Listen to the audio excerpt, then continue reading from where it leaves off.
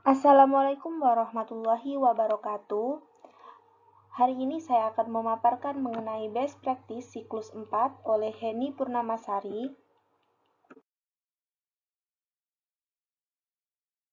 Lokasi di SLB Putra Mandiri Surabaya, Jalan Jambangan Tama Asri, nomor 26, Kecamatan Jambangan, Kota Surabaya.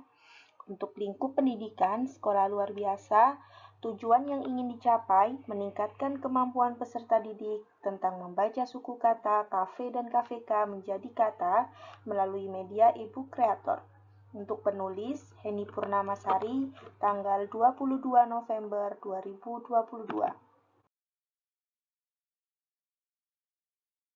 Yang menjadi latar belakang masalah. Yang pertama, peserta didik hambatan intelektual yang memiliki kesulitan dalam rangkaian peserta didik hambatan intelektual yang memiliki kesulitan dalam mengingat rangkaian huruf menjadi kata. Kedua, peserta didik yang memiliki kesulitan konsep belajar dalam membaca. Baik, praktik ini penting dibagikan karena yang pertama, usia peserta didik yang sekarang berada pada kisaran 13 tahun penting untuk memiliki kemampuan membaca. 2. Membaca adalah kemampuan yang harus dimiliki peserta didik untuk menambah kosakata yang berguna bagi peserta didik di kehidupan sehari-hari dan lingkungan sosial dalam bersosialisasi. Yang selanjutnya, dan tanggung jawab saya dalam praktik ini adalah yang pertama, sebagai guru yang berperan aktif dalam keberhasilan peserta didik. Yang kedua, sebagai fasilitator untuk memperlancar program atau kegiatan sehingga jalannya pembelajaran atau kegiatan dapat berjalan baik dan mengurangi segala hambatan atau meminimalisir hambatan. Yang ketiga, membuat rancangan perangkat pembelajaran, bahan ajar, media pembelajaran, LKPD, instrumen, kisi-kisi, dan rubrik penilaian, serta melaksanakan pembelajaran sesuai dengan karakteristik dan kebutuhan belajar peserta didik sesuai dengan perangkat yang dibuat. Ada beberapa tantangan untuk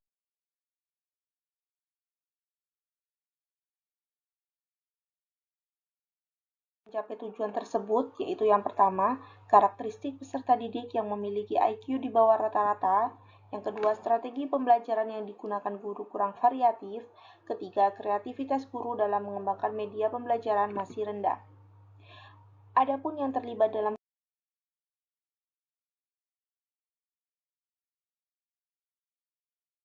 ini, yang pertama kepala sekolah, yang kedua guru atau rekan sejawat, yang ketiga peserta didik, dan yang keempat adalah orang tua. Dan tantangan, maka langkah-langkah yang dilakukan yang pertama, menggunakan strategi pembelajaran dan model pembelajaran yang tepat dengan memperhatikan kemampuan dan hambatan peserta didik.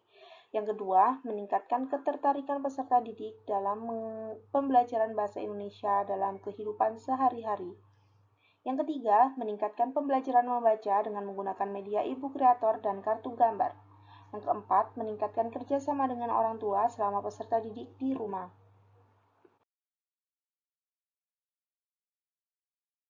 Untuk mencapai tujuan pembelajaran tersebut adalah yang pertama, model pembelajaran menggunakan problem-based learning dengan alur atau sintaks sebagai berikut. 1. Orientasi siswa pada masalah. 2. Mengorganisasi siswa untuk belajar. Yang ketiga, membimbing penyelidikan individual maupun kelompok. 4. Mengembangkan dan menyajikan hasil. 5. Menganalisis dan mengevaluasi proses pemecahan masalah. B. Penggunaan metode fonik. C. Guru menggunakan media pembelajaran berbasis teknologi informasi, yaitu menggunakan e-book kreator dan LKPD Game Word Wall. D. Pemberian reward bagi peserta didik berupa verbal, ucapan hebat, dan gestur tos dan tepuk tangan. Proses dan orang tua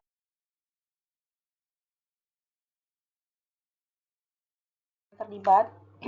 A. Tahap persiapan dan B. Tahap evaluasi. Yang pertama, merancang modul ajar dan seluruh perangkat yang disesuaikan dengan tujuan dan karakteristik peserta didik dengan memperhatikan hasil asesmen peserta didik. Kedua, merancang pembuatan e-book kreator dan game word wall.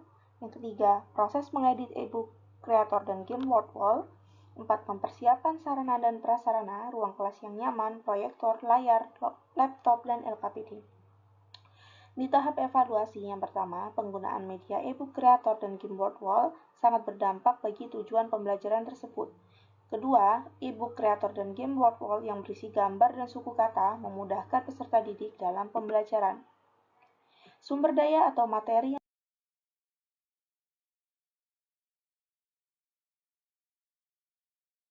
diperlukan untuk melaksanakan strategi, yaitu e-book kreator, kartu bergambar, dan LKPD. Dampak dari aksi yang dilakukan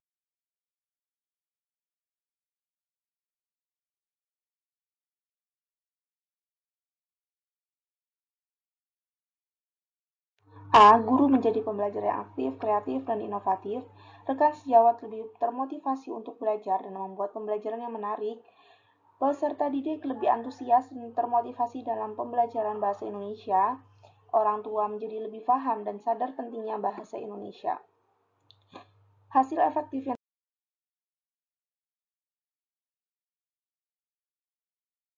dilihat dari tujuan A. Tujuan yang dirancang bagi peserta didik telah tercapai. B. Ketertarikan peserta didik dalam mengikuti pembelajaran bahasa Indonesia lebih meningkat. C. Respon orang tua lebih positif. Respon orang lain yang terkait dengan strategi yang dilakukan yaitu positif, mendukung, dan guru lebih aktif, inovatif, serta menciptakan hal-hal yang baru. Faktor keberhasilan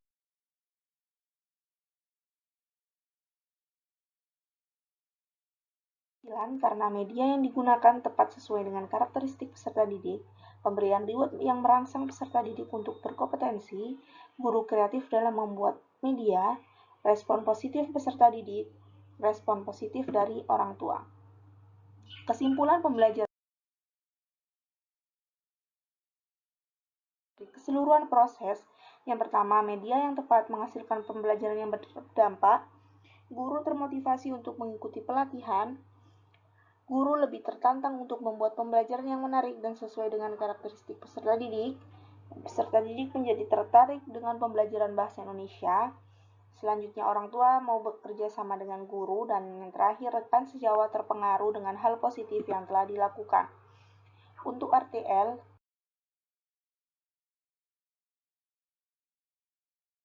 dapat modul ajar, bahan ajar, media pembelajaran, LKPD, dan instrumen. Waktu mulai dari Senin 9 Januari 2023 sampai dengan Jumat 13 Januari 2023. Keseluruhan pelaksanaan bertempat di Ruang Guru SLB Putra Mandiri Surabaya dan melibatkan pihak-pihak yang terkait yaitu kepala sekolah dan guru.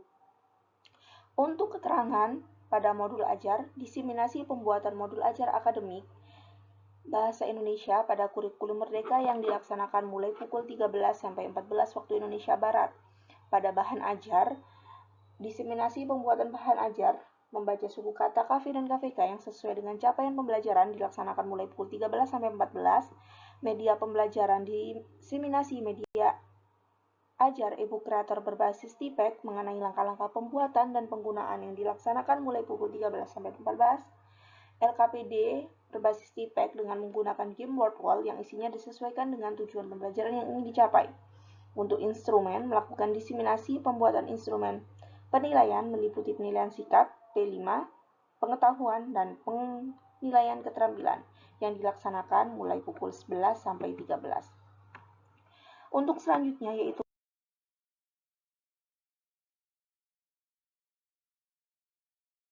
pembuatan skenario video, pelatihan membuat video, rekaman video, editing video, dan finalisasi video.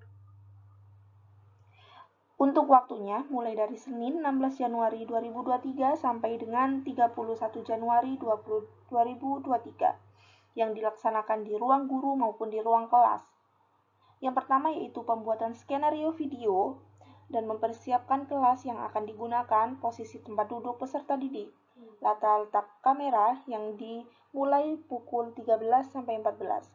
Selanjutnya pada hari Selasa 17 Januari yaitu melakukan simulasi kegiatan belajar mengajar untuk memastikan pengambilan video yang sesuai dengan tujuan yang dilaksanakan.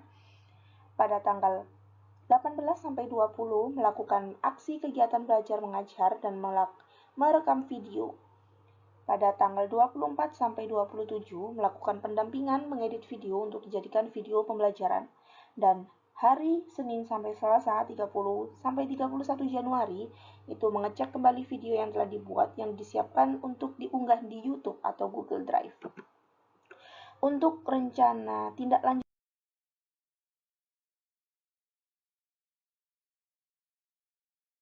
yang ketiga yaitu koordinasi persiapan best practice sampai dengan pembuatan laporan best practice yang dimulai dari tanggal 1 sampai 7 Februari 2023. Seluruh kegiatan dilaksanakan di ruang guru maupun di ruang kelas SLB Putra Mandiri yang melibatkan kepala sekolah dan guru.